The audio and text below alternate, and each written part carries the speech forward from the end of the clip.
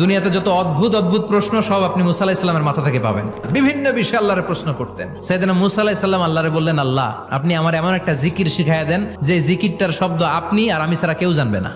দিনে রাতে সব সময় এই জিকির আমি করব, আপনারে ডাকবো, কিন্তু শর্ত হলো এই জিকিরটা জানবে শুধু আপনি আর জানবো শুধু আমি। আল্লাহ বললেন, মুসা পড়ো লা ইলাহা ইল্লাল্লাহ। মুসা আলাইহিস সালাম কয়, মাবুদ এটা তো জাতীয় জিকির, সবাই জানে। আমি তো চাইছি এক্সেলেন্ট একটা জিকির, কারো কাছে নাই, শুধু আমি জানবো আর আমি পড়বো। আল্লাহ বললেন, মুসা এই লা ইলাহাকে যদি এক পাল্লায় রেখে দাও, তাম বিশ্ব, 7 আকাশ 7 জমিনটারে তুলে যদি তুমি আরেক পাল্লায় রেখে দাও, লা রাজাহাত কাফাতু লা ইলাহা ইল্লাল্লাহ, মুহূর্তের মধ্যে লা ইলাহার পাল্লা ভারী হয়ে যাবে। ও মুসা, তুমি যতই এক্সক্লুসিভ জিকির চাও, লা ইলাহার চেয়ে দামি জিকির আমার কাছে নাই।